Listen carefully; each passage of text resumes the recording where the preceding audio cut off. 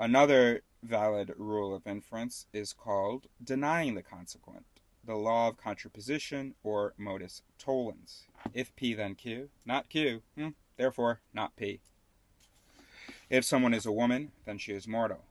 Sthena the Gorgon is immortal. Therefore, Sthena the Gorgon is not a woman. These are the most famous, but by no means the only valid rules of inference.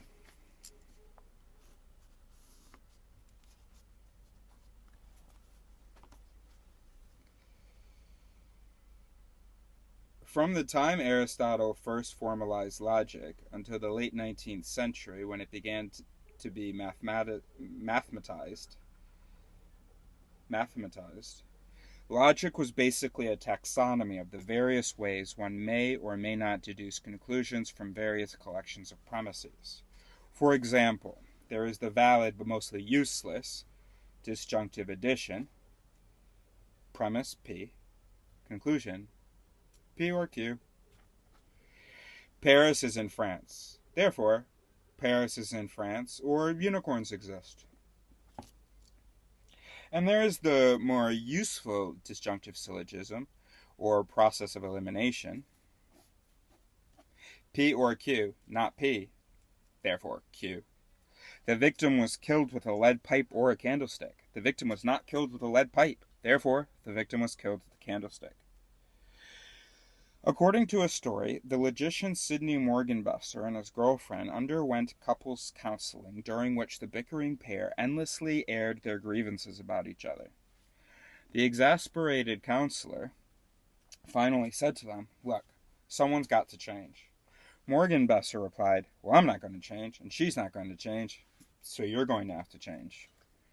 More interesting still is the principle of explosion, also known as from contradiction, anything follows. Isn't that what we were just talking about before?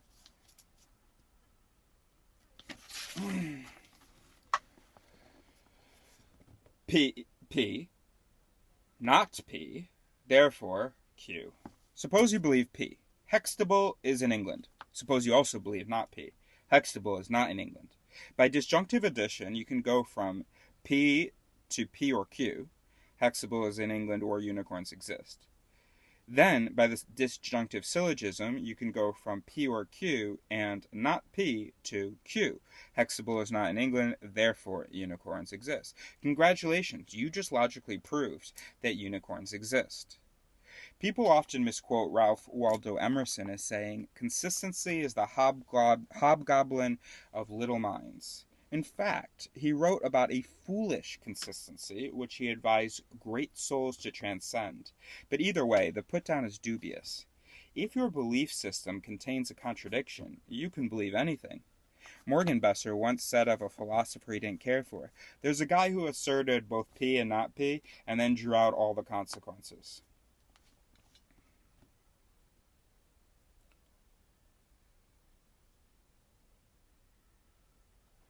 Bro, consistency is the hobgoblin of little minds. It's not within an argument, not within a thought, but across a time. It's easier to go, hey, what did I believe yesterday? That's just what I believe today, than to be able to adjust when you get new information. So, yeah, good advice to transcend foolish consistency. So you're dubious, Pinker. The way that valid rules of inference can yield absurd conclusions exposes an important point about logical arguments.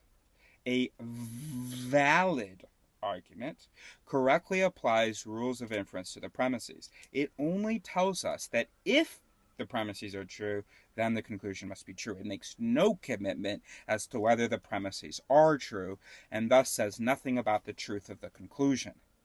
This may be contrasted with a sound argument, one that applies the rules correctly to true premises, and thus yields a true conclusion. Here is a valid argument.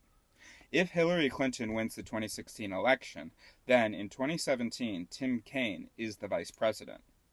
Hillary Clinton wins the 2016 election. Therefore, in 2017, Tim Kaine is the vice president. It is not a sound argument, because Clinton did not, in fact, win the election.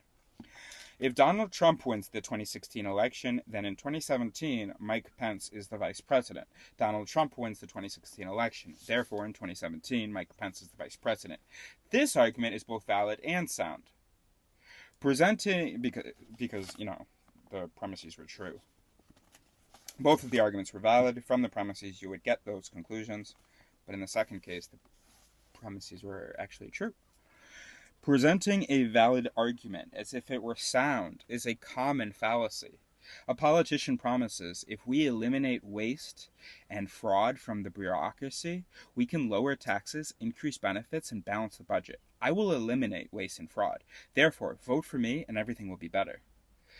Fortunately, people can often spot a lack of soundness, and we have a family of retorts to the sophist who draws plausible conclusions from dubious premises. That's a big if. If wishes were horses, beggars would ride. Assume a spherical cow.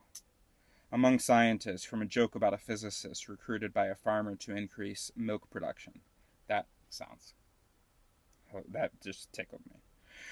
And then there's my favorite, the Yiddish, as die Bube wollt gehat, Bechtsim wollt sie gewein mein Zeidah. If my grandmother had balls, she'd be my grandfather. Of course, many inferences are not even valid. The classical logicians also, and I'm not going to respond now, but people can often spot a lack of soundness. What do you mean often? Of course, many inferences are not even valid. The classical logicians also collected a list of invalid inferences or formal fallacies, sequences of statements in which the conclusions may seem to follow from the premises, but in fact do not. The most famous of these is affirming the consequent. If P, then Q. Q, therefore P. If it rains, then the streets are wet. The streets are wet. Therefore, it rained. The argument is not valid. A street cleaning truck could have just gone by. An equivalent fallacy is denying the antecedent. If P, then Q. Not P, therefore not Q. It didn't rain, therefore the streets are not wet. It's also not valid, and for the same reason. A different way of putting it is that the statement, if P then Q, does not entail its converse, if Q then P, or its inverse, if not P then not Q. But people are prone to affirming the consequent, confusing P implies Q with Q implies P. That's why in the Watson selection task, so many people who were asked to verify if D then 3 turned over the 3 card. It's why conservative politicians encourage voters to slide from if someone is a socialist, he is probably a Democrat, to if someone is a Democrat, he probably is a socialist. It's why crackpots proclaim that It's why crackpots proclaim that all of history's great geniuses were laughed at in their era, forgetting that if genius then laughed at does not imply if laughed at then genius. It should be kept in mind by the slackers who note that the most successful tech companies were started by college dropouts. Fuck you. Not for what he just said, for what he was about to say. Fortunately, people often spot the fallacy. Alright. I mean, okay, maybe, but it's just like, stop tooting our horn all the damn time. People need to learn about the times we didn't evolve to, like, for just, the things we didn't evolve to spot. Fortunately, people often spot the fallacy. Many of us who grew up in the 1960s still snicker at the drug warriors of the era, who said that every heroin user started with marijuana, therefore marijuana is a gateway drug to heroin. And now I follow a lot of, like, men's rights pages on Instagram and stuff, not because I agree with it, but I follow a bunch of Christian, but anyway, and so there's this, I guess, among, like, incels and whatever, and the fake alpha male, whatever, there's this real big anti-porn thing, like, oh, pornography is so bad, and it'll give you all these examples of, it'll say, like, well, it'll do this, it'll say that because all these people had fucked up lives and were looking at a lot of porn, Well, it's because of the porn.